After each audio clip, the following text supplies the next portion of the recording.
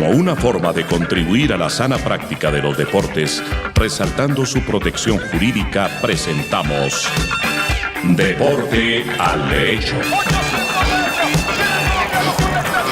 Los temas que conciernen a la actualidad de los acontecimientos deportivos cobijados por la Constitución y las leyes. Deporte al Derecho. Una presentación de La Voz del Derecho.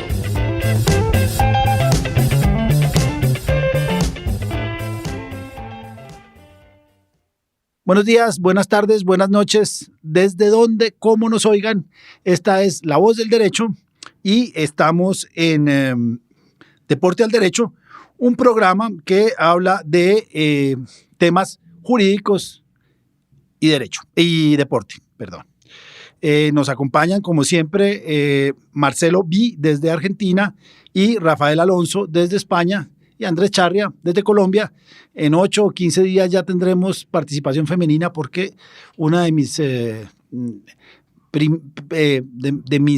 prioridades es tener mujeres en este tema tan lleno de testosterona que es el derecho deportivo. Entonces, o María José o Alejandro nos acompañarán, pero no seguiremos solo hombres. Empecemos con los editoriales. Yo tengo un editorial, no sé si ya lo dije, pero creo que vale la pena volverlo a decir, es las afecciones cardíacas que están sufriendo los futbolistas y creo que otros deportistas, curiosamente después de COVID. Yo tengo 4 o 5. Eriksen fue el primero, que casi se muere. Dicen que quedó muerto en el campo y que lo lograron revivir gracias a la logística de la Eurocopa. Pero están Andrés Felipe Román en Colombia, el Kun Agüero y creo que hay 1 o 2 jugadores más en Argentina que tienen unos problemas cardíacos que al menos hasta antes de la pandemia no eran tan usuales. Yo me acuerdo de algún basquetbolista y Nwanu Kanu, un nigeriano que acabó en el Arsenal y que por una afección cardíaca le tocó retirarse, pero en general no es normal que esto ocurra. Después de la pandemia parece que hay muchas afecciones cardíacas. Eso yo creo que lo deberían revisar. Obviamente creo que el interés por los jugadores no es el mayor, ni FIFA, ni WADA, ni nadie, pero me parece que es una epidemia, llamémoslo así, o por lo menos una cantidad de casos recurrentes que valdría la pena que se miraran porque va a haber una tragedia. Es decir, la más impactante afortunadamente fue en la mejor competición, que fue la de Eriksen en la Eurocopa, que si no hubiera estado en ese estadio, en esa competición, con ese cuerpo médico, pues hoy estaremos hablando de otro caído por el deporte. Ojalá se mire, ojalá alguien tenga bien investigar, ver si es casualidad, porque puede ser, o si algo tiene que ver con el COVID. Compañeros. La mía también es muy cortita, de esta semana, y se refiere, a un problema que están atravesando prácticamente todas las federaciones en Sudamérica. En Europa también se repite, que es los famosos gritos de la hinchada homofóbicos, discriminatorios, al canto de, malas palabras, que no lo vamos a reproducir en este momento y en este espacio, porque nos está escuchando todo el mundo, pero ustedes se imaginarán respecto de los jugadores rivales, ¿no? En Sudamérica, México encabeza el ranking, por decirlo de alguna forma, ya tiene más de 20 sanciones, y la FIFA viene actuando de forma muy, muy fuerte contra este tipo de insultos, silbidos y abucheos, por ejemplo, en el momento del canto de los himnos, las sanciones que se vienen imponiendo, ¿no? Las sanciones que están previstas en el artículo 15 del Código Disciplinario de la FIFA, taxativamente las ha contextualizado de alguna forma, y les decía que en Sudamérica, por ejemplo, México, por poner una de las federaciones, Argentina ahora acaba de tener la primera sanción en un partido contra Uruguay. A la Argentina le han impuesto una multa como primera sanción, pero claro, en el caso de México, que ya lleva más de 20 sanciones, empezaron con multas, después con partidos a puertas cerradas, y no se descarta inclusive hasta que pueda llegar a una quita de puntos, ¿no? la responsabilidad de la FIFA en sus distintos fallos y la comisión disciplinaria de la FIFA la considera una responsabilidad de tipo objetivo. Sí. Y más allá de las campañas de concientización y de todas las actividades, por decirlo de alguna forma, sociales que se hace con respecto a este tipo de hechos, no dejan de existir, de proliferar y de agudizarse, sobre todo en las distintas federaciones sudamericanas. Argentina, Chile, Ecuador, Perú y sobre todo México la encabezan. Y hasta tengo entendido que también en Europa, en varios países, también está sufriendo los mismos problemas. Inclusive la FIFA dio a conocer recientemente, estaba viendo esta semana, las sanciones, y hay más de 100 federaciones en la última ventana de FIFA para fecha de eliminatorias que han tenido a nivel mundial sanciones. Yo lo que pasa es que a mí me parece muy complicado el control. En eso sí, cuando yo era hincha hacía lo que me daba la gana en la cancha, y aunque no hacía barbaridades, pero me parece muy difícil. Por ejemplo, hablé con algunos dirigentes de México y dicen, no sabemos qué más hacer. No, es físicamente imposible hacer algo, entre otras cosas porque en el kickoff de fútbol americano, si bien no se dice la mala palabra, siempre se grita. Entonces, y está muy cerca. A mí me parece que es complicado. Yo he tenido 1 o 2 temas de responsabilidad objetiva por ese tipo de gestos o de espectáculos en la grada, y me parece que es terriblemente injusto. Me parece que, pues es que los mexicanos que están, no sé, en Rusia o en Miami viendo un partido de México, pues tienen muy poco que ver con la Federación Mexicana de Fútbol, y a veces por razones que todos podemos entender o conocer, simplemente por hacer el mal, 40 personas en una multitud unen a más y acaban con una sanción que cada vez van a ser mayores, porque creo que cada vez hay más gusto por este tipo de conductas. A mí no me gusta esa responsabilidad objetiva, repito, porque es que no hay control. Yo estuve una vez cuando asesoraba a la América de Cali, que nos sancionaron porque en Villavicencio, que es una ciudad que queda muy lejos de Cali, unos hinchas de la América entraron a la cancha.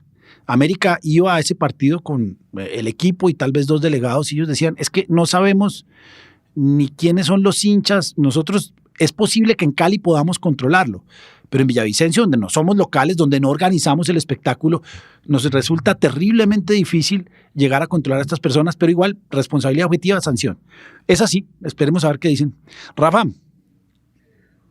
Pues a la espera de que llegue la representación femenina al programa, mi editorial va a versar una vez más sobre fútbol femenino.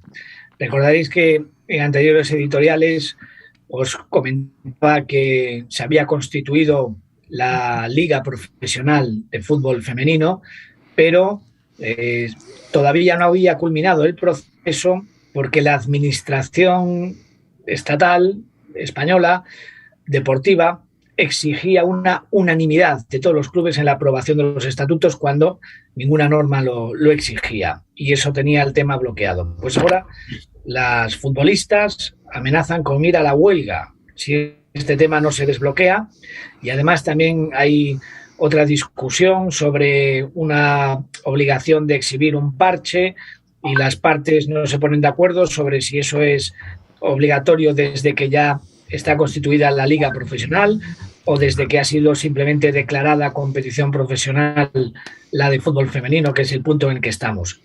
Y si se lleva a cabo la huelga, no será la primera vez. De hecho, creo que hace 2 temporadas o 3 ya hubo una huelga de todo el fútbol femenino que conllevó la suspensión de una jornada entera. Es decir, no se presentaron los equipos porque todas sus jugadoras estaban en huelga. Y recientemente el equipo de mi ciudad, el Deportivo de La Coruña, acaba de ganar el partido de este domingo sin salir al campo, porque su rival, el Extremadura, no compareció porque sus jugadores estaban en situación de huelga por los impagos que arrastran de su club. Y esto me lleva al objeto de mi editorial, que es la curiosidad de la distinta solución que se ha dado por parte de los órganos disciplinarios en los últimos años a este tipo de situaciones. Así, por ejemplo, En el caso que os acabo de comentar de hace 2 temporadas, cuando la huelga prácticamente general de todas las futbolistas de la competición femenina provocó la suspensión de los 8 partidos de aquella jornada, no se sancionó a los clubes por incomparecencia porque se consideró que era una situación de fuerza mayor y simplemente se fijó una fecha para la celebración de todos los partidos. Sin embargo, al Extremadura, al rival del Deportivo, se le ha sancionado por incomparecencia, aunque el motivo de la misma fue la huelga de sus jugadores. ¿Dónde está el matiz y la diferencia entre uno y ambos casos? Pues que en el caso de los clubes cuyos impagos provocan la huelga de sus jugadores, los órganos disciplinarios consideran que en esa falta de cumplimiento de las obligaciones económicas está la raíz de la huelga, mientras que en el caso de conflictos que afectan a la generalidad de las futbolistas y que no se deben a un incumplimiento o una negligencia de su propio club, faltaría el elemento de la culpabilidad. Y de ahí el distinto tratamiento, la distinta solución que se ha dado dependiendo del papel que ha tenido el club en que se ocasione en la situación que ha desembocado en esa huelga, ¿no? Ese era mi editorial. Muy bien, ya seguimos con contratos de trabajo, vamos caminando ni a buen paso ni a mal paso. Creo que estamos haciendo un estudio bastante detallado, me deja a mí bastante satisfecho y ojalá quienes lo oigan les sirva para mirar los 3 escenarios que son fútbol, son 3, ¿cómo se dirá? Fútboles, 3 campeonatos, 3 competiciones, 3 organizaciones que se tocan permanentemente y que es interesante para quien trabaja o para quien tiene algún interés en eso, conocerlo. Vamos a hablar ahora de la terminación del contrato de trabajo, que digamos que yo digo que ahí es donde está el dinero. Yo digo, porque uno siempre dice, bueno, si esto es derecho laboral, en España, en Argentina y en Colombia, terminar un contrato de trabajo por parte del trabajador implica muy poco dinero. Muy poco dinero, un ejercicio bastante sencillo. Como le digo yo a mis alumnos en clase, simplemente uno le dice al empleador, no quiero trabajar más, si es una persona decente. Si es más decente, manda una carta y puede dar unos días de preaviso para que se pueda conseguir un reemplazo y en Colombia se llama para que entreguen el puesto, entonces para que todo el trabajo que está haciendo quien renunció pues sea entregado a la persona que va a coger este trabajo y que lo va a seguir desarrollando. Pero repito, ni siquiera es necesario decir, simplemente no volver al trabajo, se entiende que es una terminación del trabajo y el trabajador, al menos en Colombia, no va a tener que cancelar ninguna suma de dinero, ninguna. Repito, ninguna. Hasta hace un tiempo eran 30 días máximo, pero en la última reforma laboral, el Congreso, los laboralistas de empresa, como mi señora, dicen que lo quitaron de aposta. Los laboralistas más de los trabajadores dicen que el legislador lo olvidó, pero pues que vale la pena. Pero repito, no hay ninguna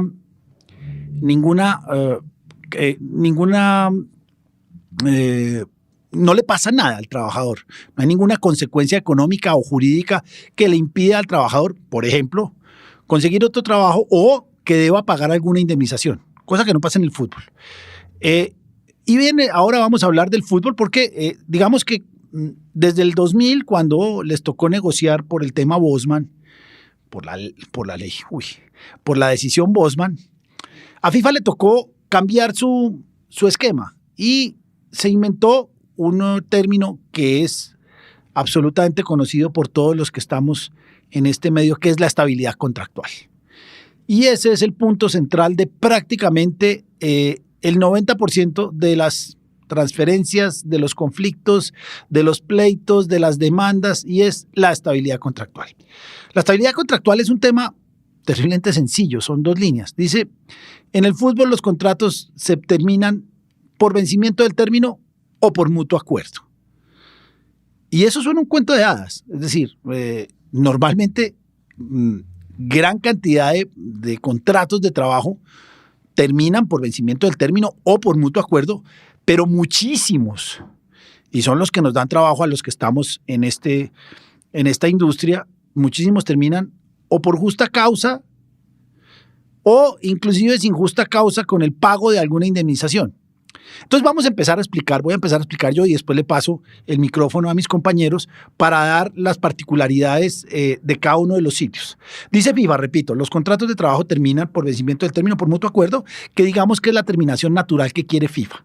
Si un jugador y un club están con una relación deteriorada, el jugador no cumplió las expectativas o el club no resultó ser lo que el jugador quería, pues lo que podrían hacer dirigente y jugadores es decir, mire, terminemos el contrato de trabajo, no salieron las cosas como deseábamos en un principio y con un apretón de manos y evidentemente un documento que diga que las partes terminan por mutuo acuerdo del contrato, pues la relación se deshace. En el derecho las cosas se deshacen como se hacen y si bien tiene que haber un mutuo acuerdo para iniciar un contrato, pues evidentemente para terminarlo sería la forma natural. La segunda, pues es todavía mucho más sencilla cuando el contrato vence por terminación del plazo inicialmente pactado y si se puede y si está bien hecho, no hay ninguna prórroga. Eso normalmente es lo que desea FIFA. Contratos de trabajo que terminan, en Colombia ahora van a terminar muchísimos y son jugadores que ya quedan libres y que pueden buscar. Pero ocurre más en este lado del Atlántico que al lado de allá, es que los clubes generalmente incurren en justas causas para que los jugadores terminen el contrato de trabajo. En este caso, la principal justa causa pues es el impago de los salarios o de alguna de las obligaciones económicas que tiene que hacer el club con el jugador y por lo tanto el jugador, entonces FIFA dice, no obstante lo anterior, es decir, no obstante la estabilidad contractual, cualquier parte puede dar por terminado con justa causa el contrato de trabajo si la otra parte incumple el contrato de trabajo. De manera que, repito, en el caso de este jugador que no le pagan, puede decir yo termino mi contrato de trabajo con justa causa, me puedo ir y además FIFA dice a continuación y tendrá derecho a recibir una indemnización por parte de la parte incumplida. No siempre es el club, pero a veces es más probable es más posible que sea el club. Normalmente es el club en que incurre estas faltas, en estos impagos y deberá pagar una indemnización. Adicionalmente de la indemnización, en algunos eventos que no vamos a entrar ahora porque tiene que ver con el periodo protegido, que es uno de los grandes inventos de FIFA que por lo menos mis alumnos nunca lo han logrado entender, podrá haber unas sanciones deportivas. ¿Cuál es la indemnización? La indemnización para el jugador es muy sencilla, es el valor residual del contrato con un aditamento que le hizo FIFA que ya lo voy a entrar a explicar. Es decir, si al jugador le quedan 6 meses de contrato y da por terminado el contrato de trabajo por una justa causa, con una justa causa, básicamente que no le pagaron, el jugador puede dar por terminado el contrato de trabajo y reclamar una indemnización. Una indemnización que normalmente es el valor residual del contrato, pero FIFA se inventó, creo que viene la ley suiza, no lo tengo tan claro, que es valor residual del contrato si el jugador no ha conseguido un nuevo contrato de trabajo. Pero si el jugador tiene un contrato de trabajo nuevo, esta indemnización será el valor residual del contrato menos el dinero que está recibiendo a título de salarios en el nuevo club.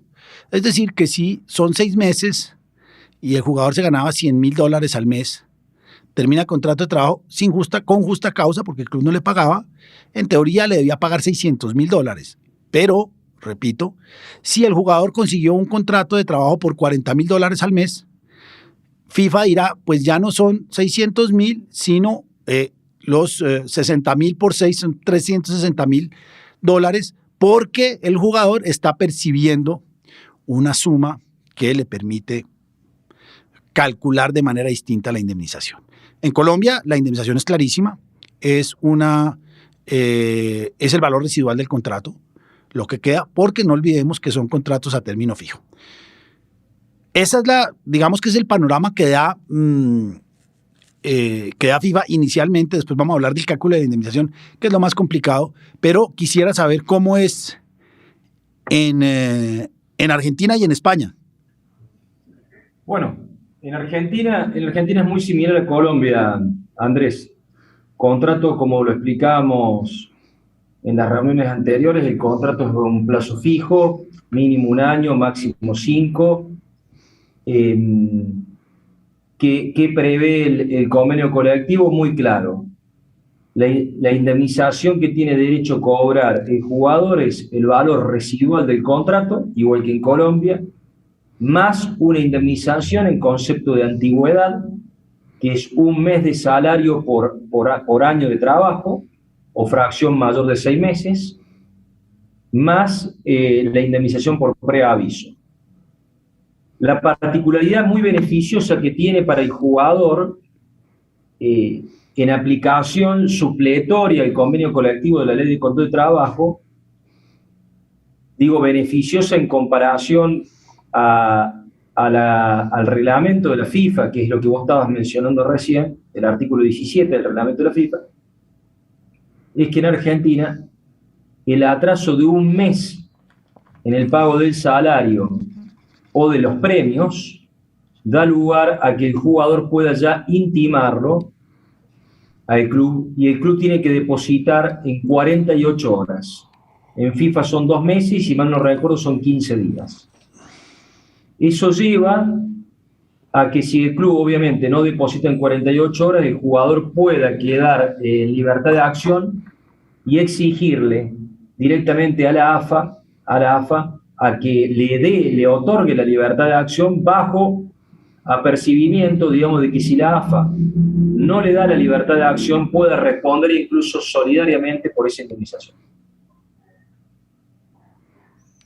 En España. En España, entre las causas de trato que prevé el decreto 1006, que os he citado muchas veces, que es la norma que regula la relación laboral especial de los deportistas profesionales en España, están, además de las obvias que tú has comentado, Andrés, de el mutuo acuerdo de ambas partes o el vencimiento del plazo, pues también otras, como pueden ser la muerte o lesión del futbolista que determina la imposibilidad de continuar con la prestación. Y aquí podemos acordarnos, cuando hablamos de la muerte, pues del caso de Emiliano Sala. Sí. ¿Te acuerdas que hablábamos en episodios anteriores y que incluso ahora siguen saliendo noticias sobre el proceso penal del accidente, etcétera? Después estaría también el supuesto de la muerte del club, que sería la disolución o liquidación del propio club. Pero también en situaciones de crisis económica se puede producir la extinción del contrato por figuras como los expedientes de regulación de empleo, que permiten extinguir el contrato por causas económicas con una menor indemnización. Y después, obviamente, estaría la extinción por voluntad del deportista, que luego hablaremos de ella porque daría lugar a la cláusula de rescisión, y el despido, ¿no?, por parte del club hacia el futbolista. ¿Qué indemnización se prevé en España para el caso del despido?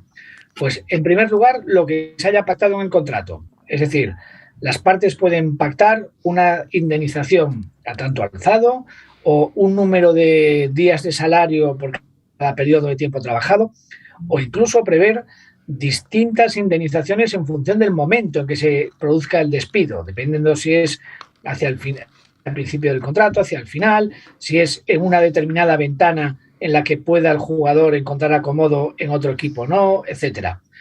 ¿Qué es lo que rige cuando no hay pacto? Entonces, lo que dice el decreto 1006 es que el deportista tendrá derecho a una indemnización que es mayor que la que sería en Argentina, tal como ha dicho Marcelo. En este caso serían 60 días por año trabajado, es decir, 2 meses. Pero eso solo se aplicaría con carácter supletorio, siempre y cuando las partes no hubiesen pactado una indemnización mayor o menor en el propio contrato. Es decir, no es un mínimo garantizado, opera en ausencia de pacto. Y a todo esto podríamos añadir que, saliendo ya del decreto 1006, que es la norma que regula para todos los deportes, donde haya deportes profesionales, no solo para el fútbol, si nos centramos ya en el convenio colectivo del fútbol profesional en concreto, hallamos otra vía de extinción del contrato por el incumplimiento del club del pago de salarios, y se prevé que la comisión paritaria del convenio, formada por la Liga y la AFE, pueda conocer de reclamaciones de jugadores a los que les adeuden al menos 4 mensualidades de salario y permitirle una terminación express de su contrato y liberarlos, y se puede llevar a cabo hasta un máximo de 12 jugadores por equipo. Pueden acogerse a esta solución de resolución anticipada de su contrato de trabajo. Ese es un poco el panorama en cuanto a las causas de extinción. Bien, esa es la fácil, porque es cuando el jugador le incumplen, normalmente le incumplen salarios. En Colombia, por ejemplo, hay un cumplimiento, y seguramente en Argentina y en España, no sé cómo sea de habitual, pero acá, aunque cada vez es menos, sigue ocurriendo. Por ejemplo, no cotizan a seguridad social, no cotizan a pensiones, algunos con una premisa que es falsa, es que que un club de fútbol no debería cotizar a pensiones, porque un jugador de fútbol jamás se va a pensionar en un club de fútbol.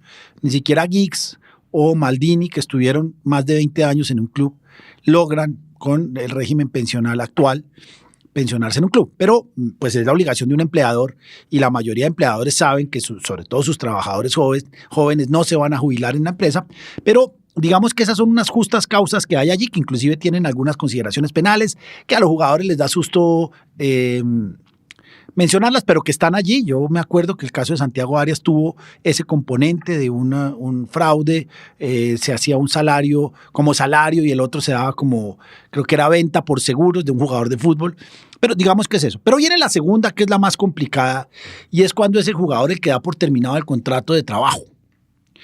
Puede ocurrir, es decir, no, cuando el jugador deja tirado el club, cuando el jugador da por terminado el contrato de trabajo sin justa causa. Es decir, el club está pagando, el jugador está jugando y de un día para otro dice, yo no voy a seguir con este contrato.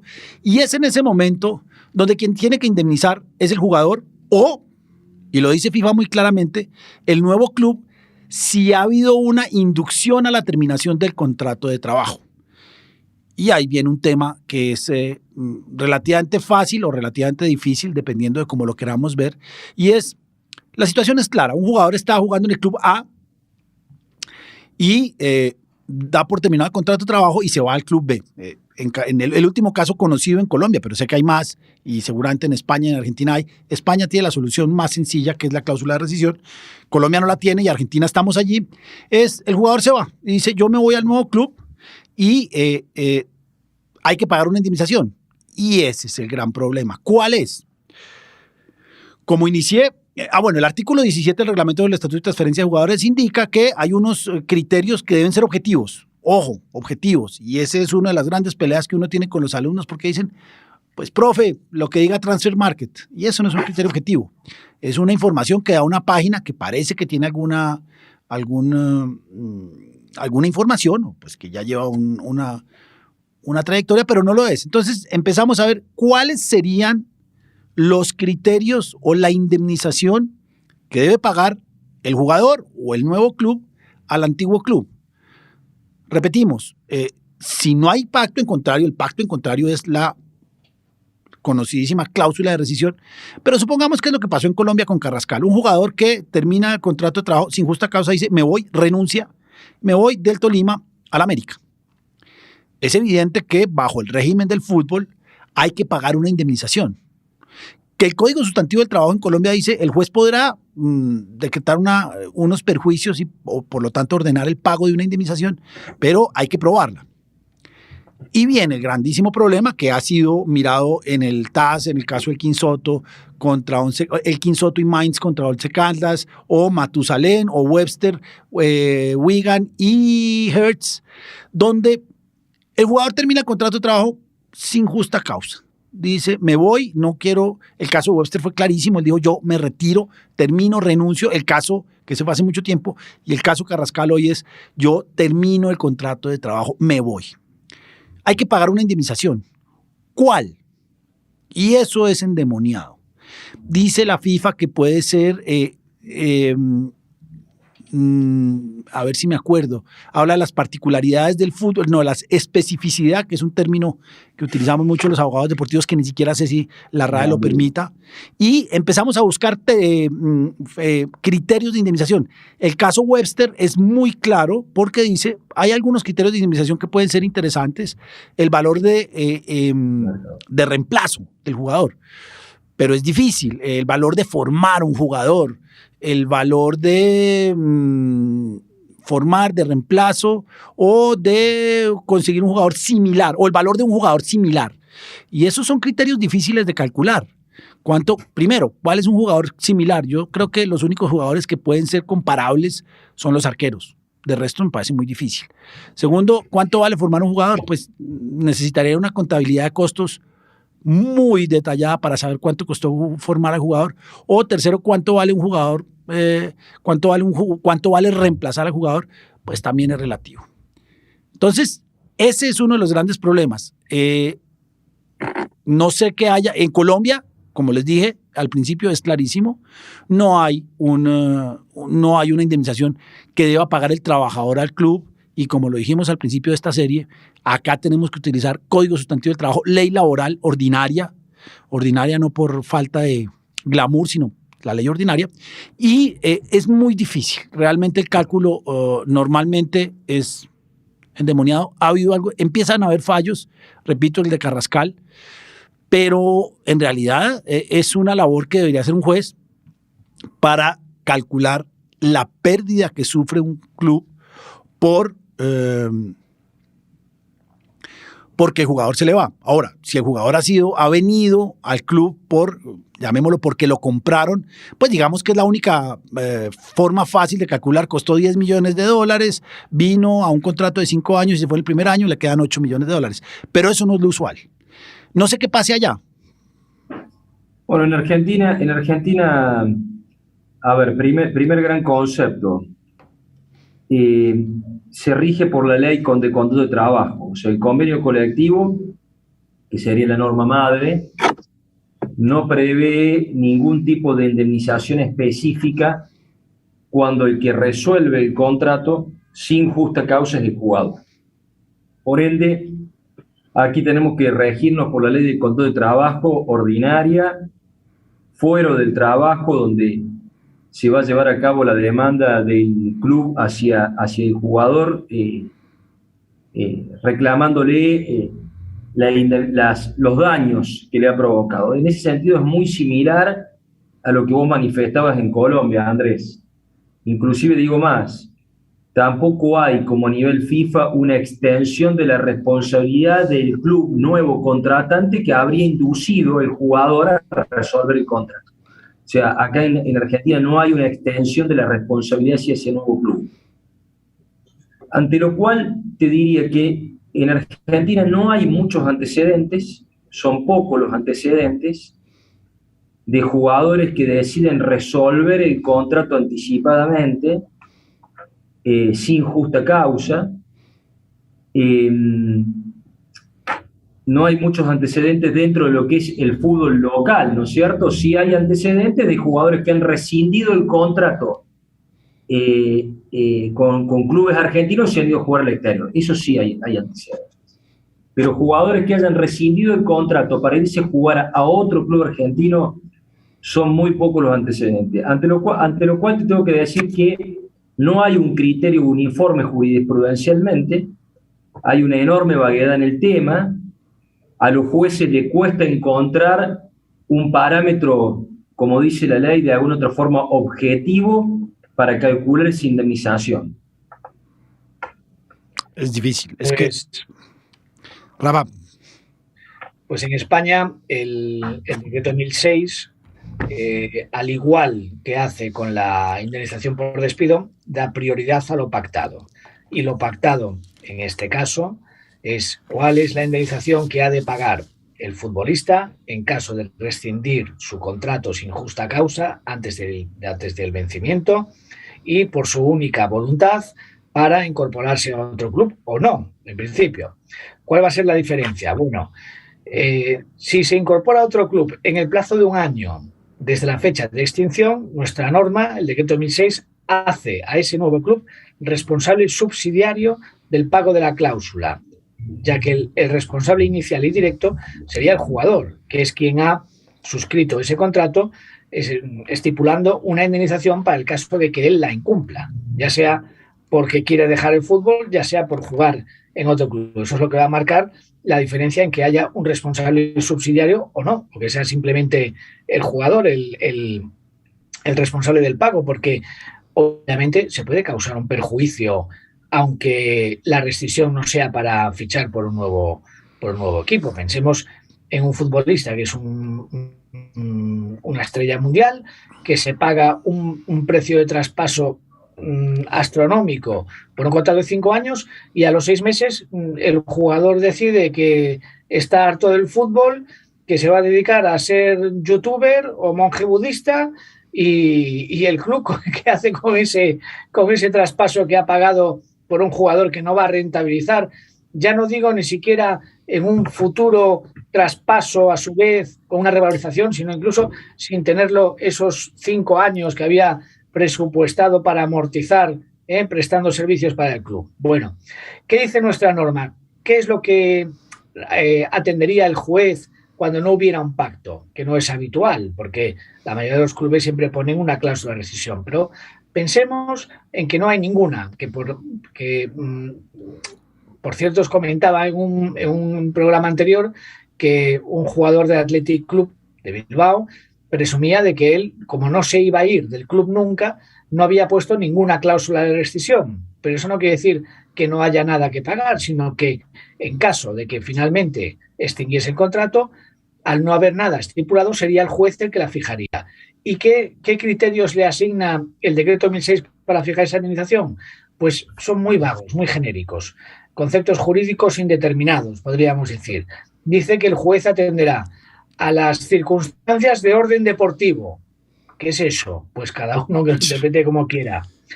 A los perjuicios que puede ocasionar esa rescisión. Eso da pie a valorar el perjuicio por múltiples fórmulas y métodos de valoración. Y por último, a los motivos de ruptura, como si hubiera unos motivos más culpables que otros. O que causara más daño. Claro, pero eso estaría más relacionado con los perjuicios, ¿verdad? Sí. ¿Qué importa los motivos por los que se ha roto? Quizá lo relevante debería ser solo el perjuicio que se causa a quien tiene que cobrar esa indemnización. Por eso digo que son conceptos que te permiten darles la vuelta y utilizarlos de una forma o de otra. Y enlazando con esto, no quiero dejar de comentar para aquella parte de la audiencia que no esté familiarizada con los casos de FIFA, Webster y Matusalén, que tú has comentado, Andrés, porque parece que no, pero ya pasa el tiempo. Estamos hablando de 15 años. Casos de entre hace 11 y 20 años. Y esos casos tienen la particularidad, para quien no lo sepa, de que ambos fueron defendidos por un abogado español de derecho deportivo que ambos conocemos, que se llama Juan de Dios Crespo, con la simpática circunstancia de que en el caso Webster defendía al jugador y consiguió que los criterios de valoración fuesen muy bajos y saliese muy barato extinguir el contrato, mientras que en el caso Matusalén defendió al club afectado, que era el Shakhtar Donetsk, y consiguió que se revisase la anterior doctrina sentada en el caso Webster y que se atendiese al valor objetivo en el mercado que tenía ese futbolista como una circunstancia relevante para fijar el precio. Él lo decía con mucho humor en algunos artículos que se pueden consultar en internet, que se sentía como un judoka de un dúo humorístico que había en la radio española hace muchos años, se llamaba Goma Espuma, que era humor del absurdo, y era un judoka que luchaba contra sí mismo, ¿no? Y contaba cómo se había hecho una llave a sí mismo y se había movilizado, y en este caso, pues Juan de Dios había luchado contra sí mismo porque había rebatido sus propios argumentos en Matusalén frente a lo que había sentado en Webster. Con gran conocimiento, porque es un excelente judoka, tengo entendido. No, me lo dijo él. Sí, y en el caso Matusalén además apareció un ingrediente nuevo que es la pérdida deportiva, que ese sí que es un invento de FIFA que yo solo lo he visto, no sé si alguno de ustedes dos lo haya visto, en otro fallo, es la pérdida deportiva, que es un criterio de indemnización donde indica que puede haber una pérdida deportiva que puede ser tasada. Pero en todos los casos, el cálculo de la indemnización, yo tengo uno que salió después de Matusalén, que fue exactamente lo mismo, es que calcular la indemnización que se le debe al club al cual el jugador le renunció o se fue, el caso del King Soto, el caso de Webster, es endemoniado, y acabamos mirando que la indemnización es muy similar en ambos casos. En el caso colombiano, la indemnización acaba siendo el valor residual del contrato con alguna suma del antiguo contrato, con alguna suma del nuevo contrato, y acaba siendo un valor similar a si el club hubiera despedido al trabajador. Si nos damos cuenta, pues con los grandísimos jugadores no tiene sentido, sobre todo si tienen cláusula de rescisión. Pero en Colombia, y ya lo hemos visto y lo he hablado acá varias veces, a veces uno se repite, pero por seguir con la línea de estas charlas, en Colombia al final los jugadores valen $150,000, porque es muy difícil, para FIFA y para el TAS, es muy difícil buscar un criterio nuevo. Repito, valor de reemplazo, valor de formación, salvo en el caso donde el jugador fue comprado, como en el caso de Ortega, que había costado $12 millones y el jugador se fue al primer año, que el cálculo era terriblemente sencillo. En el resto de los casos, pues al final lo que miran los falladores, no porque sea lo justo o porque sea lo adecuado, sino porque es lo fácil. Dicen, hombre, el valor residual del contrato del jugador eran $110,000 y el nuevo contrato pues tiene unas cláusulas que dan unas sumas, y al final decimos es el valor residual más algo muy bajo. Entonces los cálculos los cálculos de indemnización para los antiguos clubes son francamente irrisorios, y pasa en Colombia, pasaba hasta que se inventaron las cláusulas de rescisión, que todavía no sabemos si funcionan o no. Dicen, pero ¿cuál es la protección que tenemos nosotros si se llevan a los jugadores por $150,000? Jugadores que han sido formados, jugadores que pueden llegar a ser unas estrellas, y que al final FIFA y el TAS nos los va a fallar por 150, 200, $300,000, cuando todos sabemos que un jugador vale muchísimo más. Entonces, ese es un tema muy difícil, esos cálculos, pero ya nos dimos cuenta que la Cámara Nacional de Resolución de Disputas falló en un sentido muy similar, es decir, calculó el valor residual del contrato del antiguo club y le sumó algo que al final, y repito, el King Soto, Santiago Arias, Fernando Uribe y Carrascal, todos curiosamente cuestan $150,000. Entonces, los clubes dicen, bueno, ¿y cómo nos defendemos? Hay dos formas. Yo creo que la más clara es tener muy bien a los jugadores para, y creo que no vamos a alcanzar en esta sesión, pero sí en la otra, para aplicar sanciones deportivas, que son las que son interesantes. Y la segunda, que quiero que nos la comente Rafa, porque allá la tienen perfectamente clara y digamos que la vamos a dar muy rápido, que ya se nos está acabando el tiempo, son las cláusulas de rescisión. Las cláusulas de rescisión, Rafa nos dijo, es lo que pacten las partes. ¿Cómo es eso, Rafa?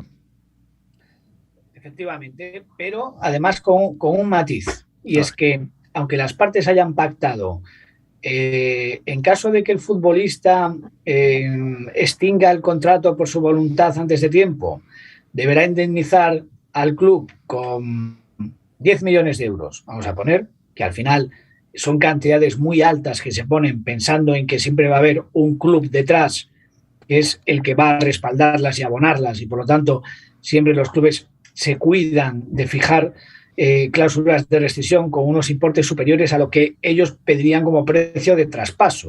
Precisamente por lo que se busca es que si un tercer club está interesado en ese jugador, pues que se inicien conversaciones y se llegue a un acuerdo para el traspaso, y que si se quiere inducir al jugador a incumplir y que se una al nuevo club sin haber ninguna negociación por medio, pues que sean cantidades que disuadan de que eso se lleve a cabo. Sin embargo, habitualmente vemos que en España se ha dado muchas veces, en fútbol, incluso en baloncesto,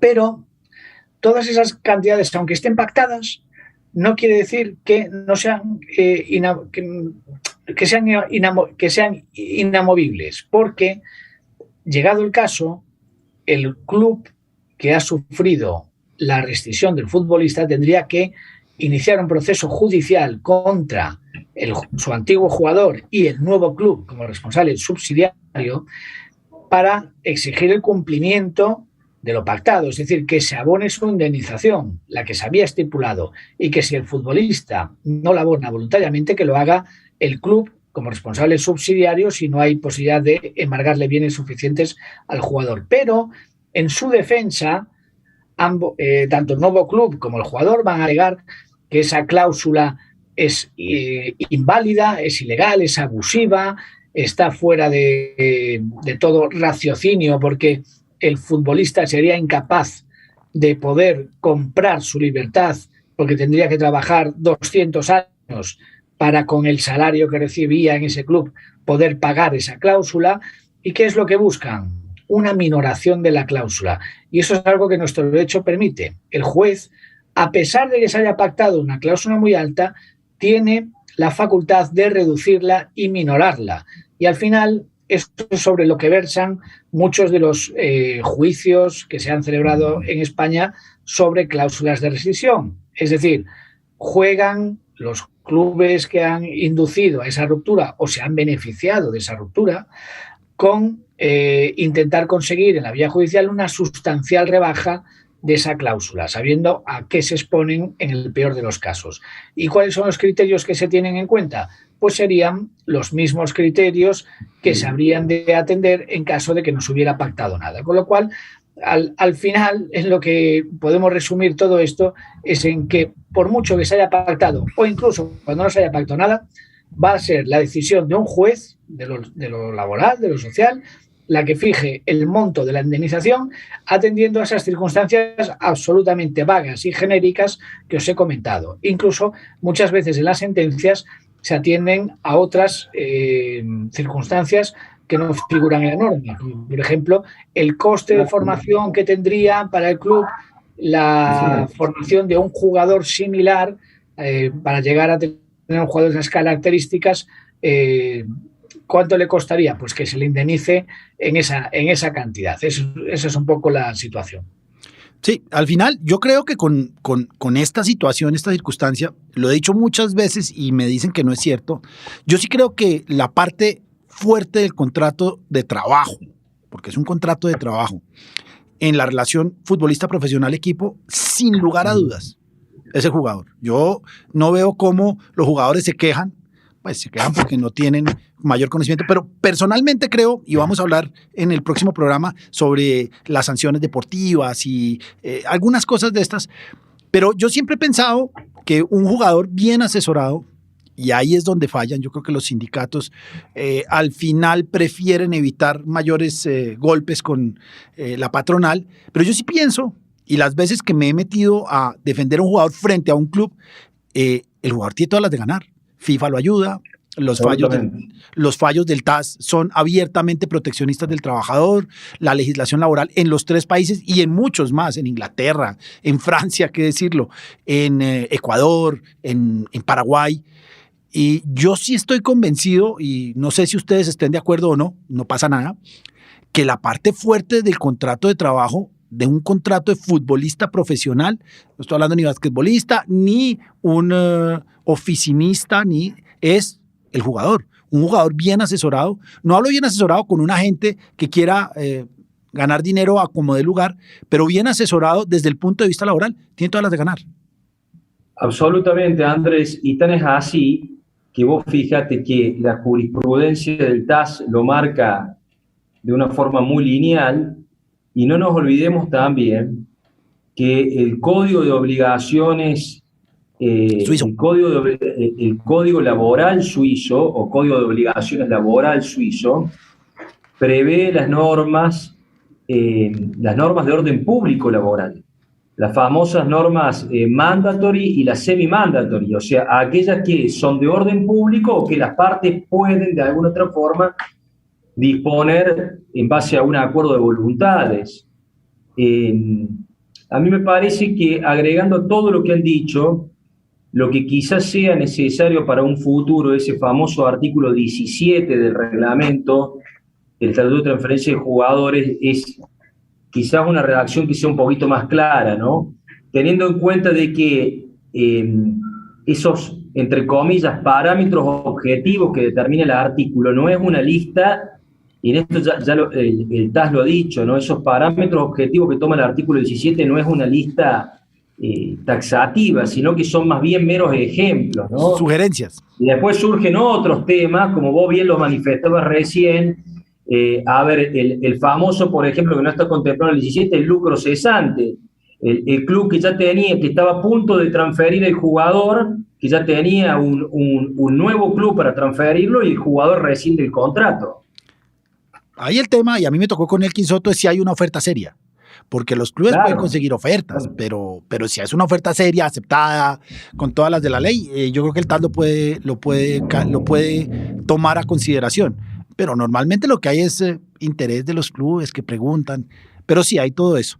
Yo creo que con este tema de la terminación, si los jugadores se dieran cuenta, si los abogados se dieran cuenta, yo creo que la realidad es que los clubes quedarían bastante maltrechos si se ponen los jugadores serios y defienden sus intereses. Afortunadamente no va a pasar para los clubes y yo creo que algo tendrá que hacer FIFA.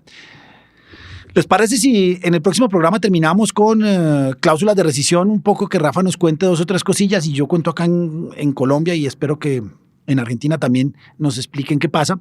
Y hablamos de las sanciones deportivas, que a mí me parece que al final es la única forma que los clubes se pueden proteger cuando no los dejan inscribir jugadores. Pero repito, para mí el panorama de los clubes, afortunadamente ellos todavía no se han dado cuenta, es desolador. No tienen muchas defensas. Absolutamente. Bien, compañeros, nos vemos en el próximo programa la próxima semana. Con gusto. Un abrazo. Un abrazo a todos. Como una forma de contribuir a la sana práctica de los deportes, resaltando su protección jurídica, hemos presentado Deporte al Derecho. Los temas que conciernen a la actualidad de los acontecimientos deportivos cobijados por la Constitución y las leyes. Deporte al Derecho. Una presentación de La Voz del Derecho.